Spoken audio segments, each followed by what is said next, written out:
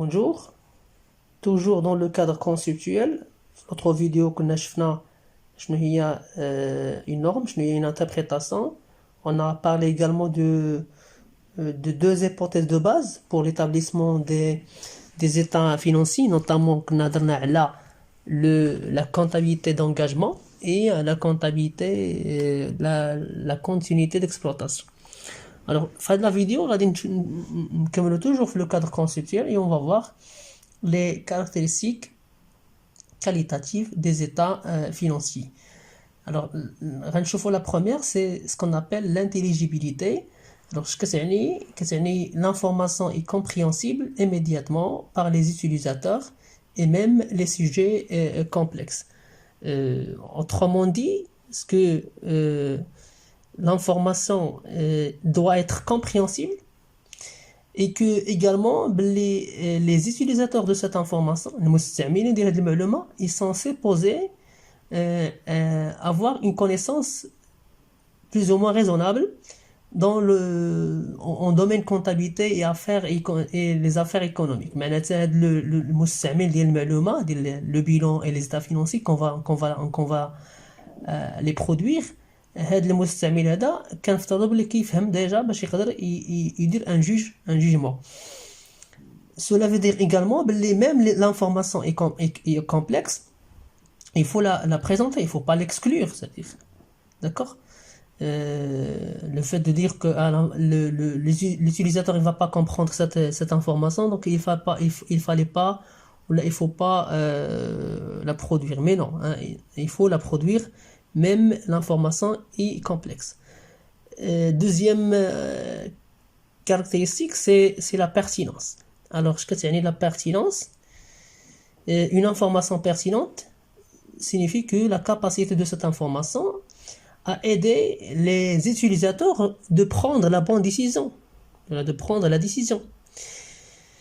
Bien, alors, autrement dit, si cette information, alors comment vérifier la pertinence de cette information ou non, c'est dans son absence ou de son omission. Alors si elle est absente, c'est-à-dire on a oublié de présenter cette information ou là elle n'est pas exacte, et que l'absence ou l'omission de cette information peut influencer les autres utilisateurs, c'est-à-dire les parties prenantes, l'état financier, les banques, les investisseurs, les actionnaires. Alors, il est quand l'absence de cette information peut changer la décision de l'un des parties prenantes, l'un des utilisateurs de l'information financière, a dit qu'on voilà, l'information est pertinente.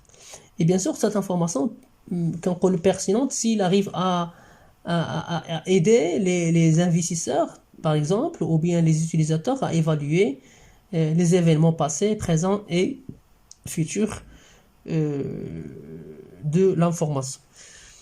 Troisième caractéristique, c'est la fiabilité. Alors, une information est fiable, il est quand c'est excepté d'erreurs, c'est-à-dire les erreurs, surtout les erreurs significatives. Et également, l'information est fiable lorsqu'il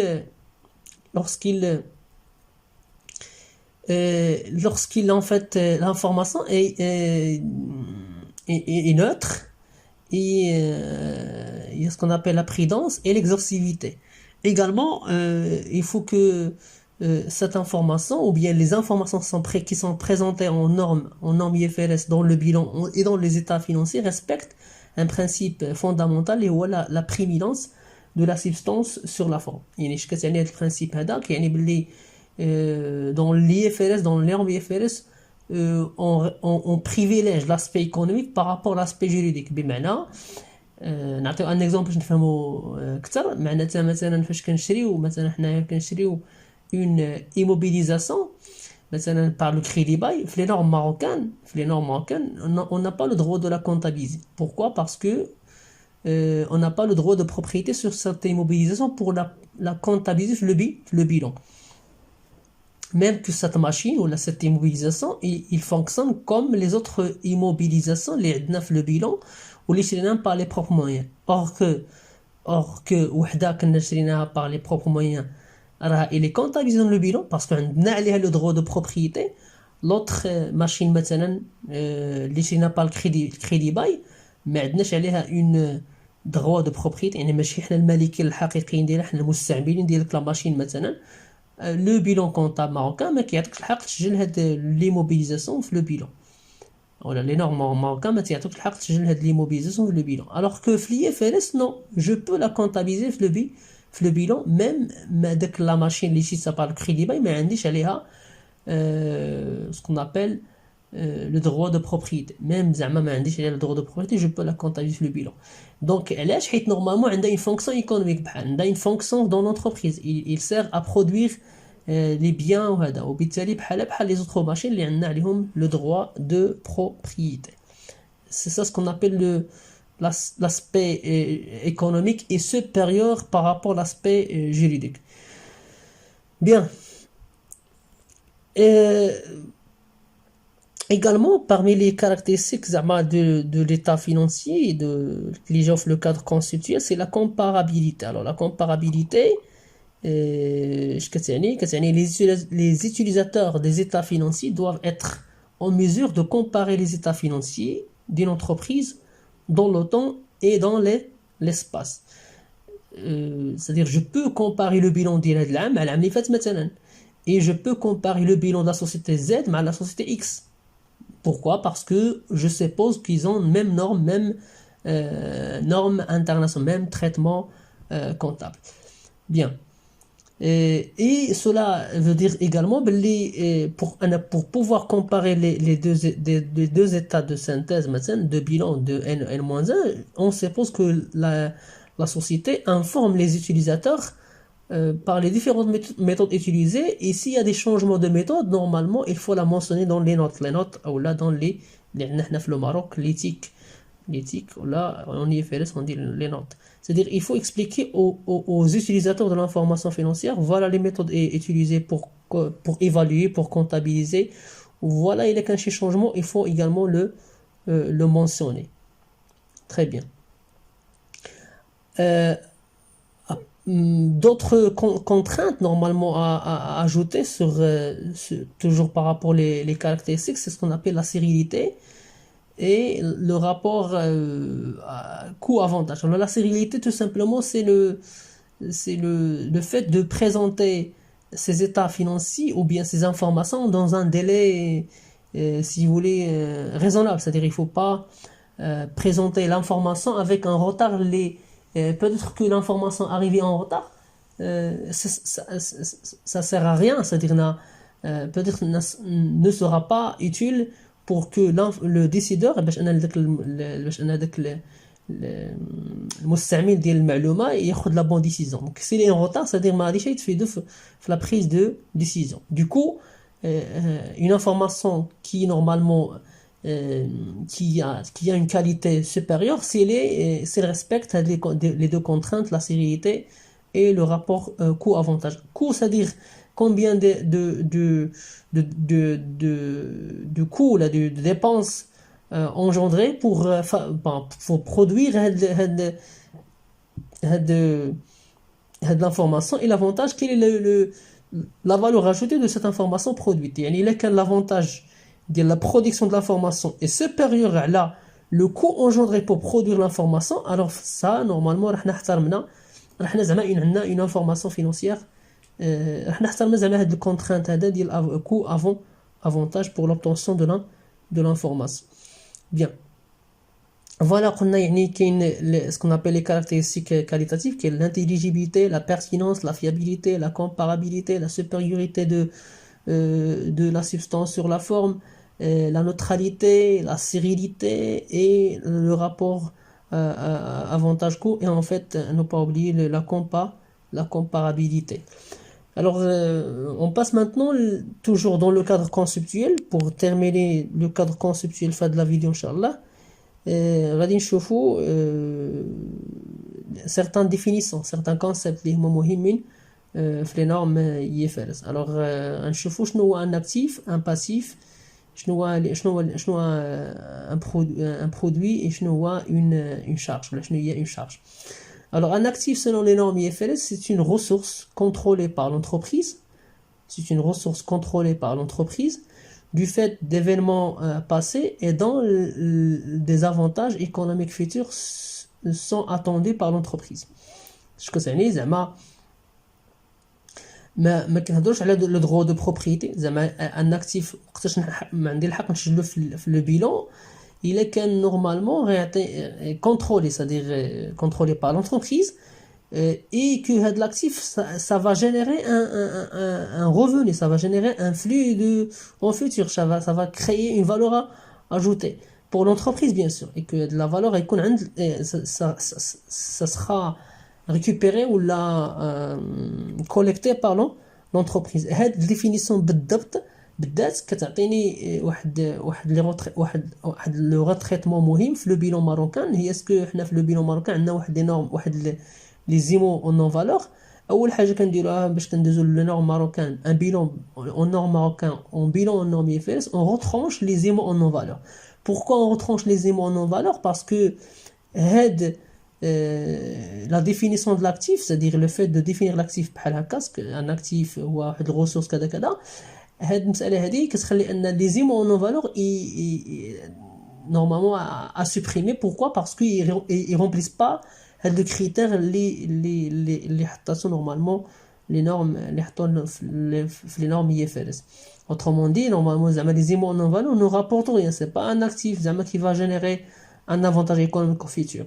Mais ouais, ce sont des dépenses, les émaux en non valeur. Ce sont des dépenses, ce sont des charges engagées au moment de la constitution, là, au moment peut-être de l'augmentation de capital. Et donc, du coup, ce ne sont pas des actifs qui vont générer un avantage économique. Il faut les éliminer. Deuxième concept, c'est ce qu'on appelle le passif. Alors, le passif, c'est une obligation actuelle de l'entreprise résultant d'un événement passé et dont l'extinction devrait se traduire par l'entreprise par une sortie pour l'entreprise par une sortie de ressources représentatives d'avantages économiques. يعني الباسيف هو واحد الحاجه نورمالمون اللي غتعطيني واحد لا سورتي دارجون pour la purée. باش نحيد هذاك لا ديت خاصني نورمالمون نخلص خاص يكون عندي واحد لا سورتي d'argent. Alors, la différence entre actif et passif, qui est ce qu'on appelle les capitaux propres. Donc, les capitaux propres sont l'intérêt résiduel dans l'actif dans les actifs de l'entreprise après déduction de toutes ces passifs. يعني ملي كنشدو l'actif نحيدو منو le passif, c'est-à-dire les dettes كيبقى لنا les capitaux propres.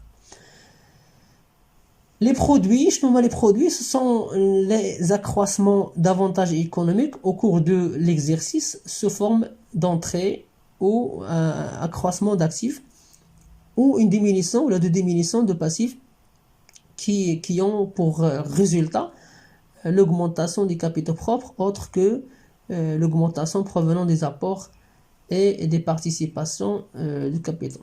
Les produits اي زعما ريفوني اي اونطري دارجون اللي غيكون عندك من غير اللي غيطلع سواء كيكون ناتج على لوغمونطاسيون ديال لاكتيف ولا ديمينيسيون ولا زعما ديمينيسيون ديال لو باسيف من غير بيان سور من غير l'augmentation ديال لي كابيتو propres ou là se forme en fait soit se forme une augmentation soit se forme une participation de le capital propre.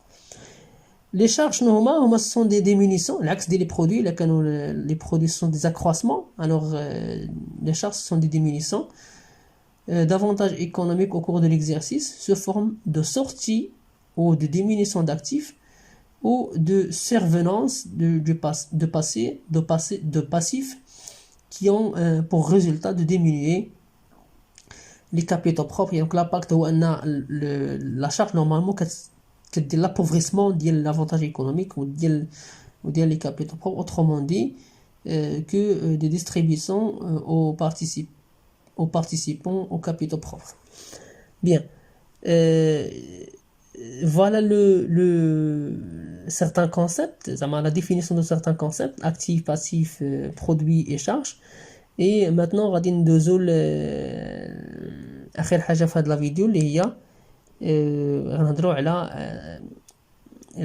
l'évaluation des éléments des états financiers, c'est-à-dire les états financiers, c'est-à-dire les éléments qui composent les états financiers, c'est-à-dire l'actif immobilisé, le passif et tout, et l'actif bien sûr courant et non passif, passif courant et non courant.